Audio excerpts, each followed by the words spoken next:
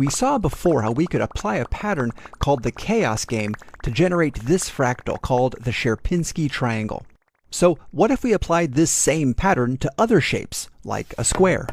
Just as we did with the triangle, we could start from a random location inside the shape, pick one of the corners at random, draw a line to that corner, and find the midpoint of that line. We remove the original point and start the pattern over with that midpoint. If we continue picking random corners, drawing lines, and finding midpoints, the points we generate scatter evenly over the square and don't come together to make any kind of structure. Let's adjust the pattern a bit. Looking at the Sierpinski triangle, there's a central void made by the outside triangles. To define this void, two larger triangles span across the overall boundary of this fractal. To make a similar central void in the square, we would need to make a 3x3 grid of squares to define a central space in the middle. The triangle needed divisions by 2, but the square needs divisions by 3. As opposed to the pattern that places points in the middle of the lines, with the square, we should make points that mark the line at 2/3. If we run the pattern again, this time drawing points at the 2/3 mark on our lines, we see a structure of diminishing-sized squares start to be defined. That is more interesting than we had before, but we haven't yet matched the equivalent of the Sierpinski triangle. We currently aren't defining any pattern in these locations of the 3x3 grid.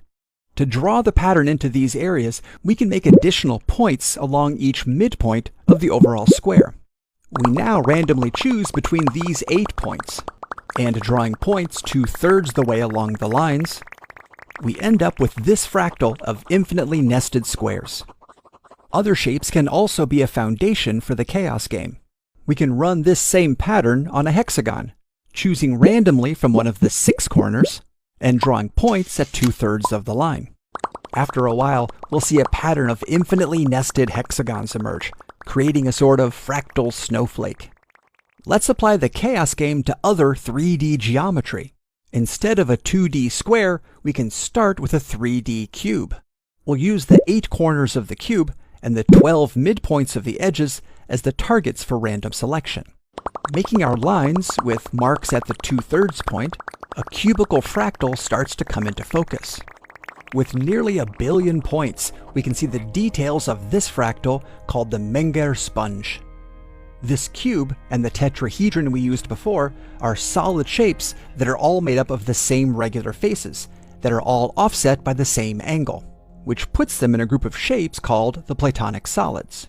We can try running the chaos game on another Platonic solid, like the 12-sided dodecahedron.